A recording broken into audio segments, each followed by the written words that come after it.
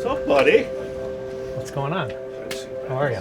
Good. I've been a public safety officer at U of R for 23 years.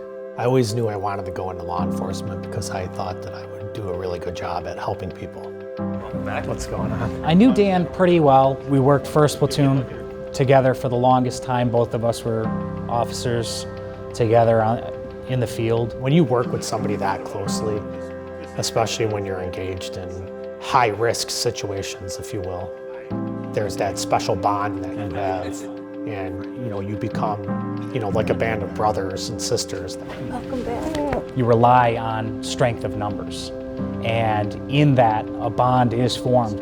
But I want you guys to always have your hands up and be ready. When I started out my law enforcement, I had to see a doctor. So the doctor had found blood and protein in my system, and that meant something was wrong with my kidneys. They discovered my disease, which is called IgA nephropathy. For the last 4 years, it got aggressively worse, which started me on peritoneal dialysis. This is the machine I was hooked up to for 8 hours every night. Before I started to get sick, I used to be into endurance sports, so I did, marathons. I was a triathlete. I could not swim when I had a catheter placed, and I love to swim.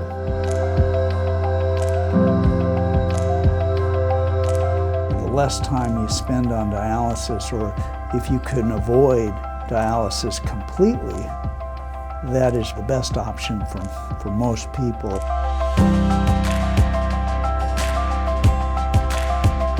I decided to have one of my work colleagues help me formulate an email to try to get living donation through the law enforcement community. I was actually skimming through my emails at the time and found it. There was no doubt in my mind that I was going to go and get tested. It was that simple of a decision that Dan needs a kidney immediately, and if I'm able to do it, I'm going to go ahead and do it. The importance of living donation is that one can often avoid sitting on a wait list. In our area, they are 5.5 to 6 years. On top of that, the organ itself lasts longer.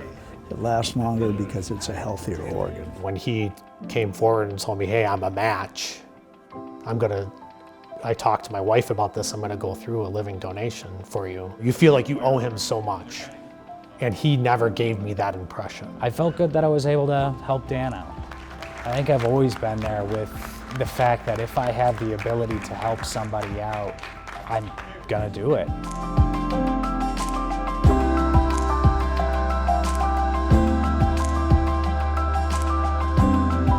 Being off of dialysis it was so restrictive. Having a living donation, I was able to overcome those restrictions. And you feel like your life's been saved and you have that second chance. Well, the thing I look forward to most is getting on my bike and cycling again. My kids and I both love to go camping and swim and be in the outdoors. I feel more energetic and like I can do anything I put my mind to. It's tremendously gratifying for the healthcare provider to be part of this transformation. In fact, the true hero in the process is really the organ donor. Back to work now, to be perfectly honest, I feel 100%. Getting a transplant helped me move on with my life. Really to be, a better father and a better employee. It changed my life.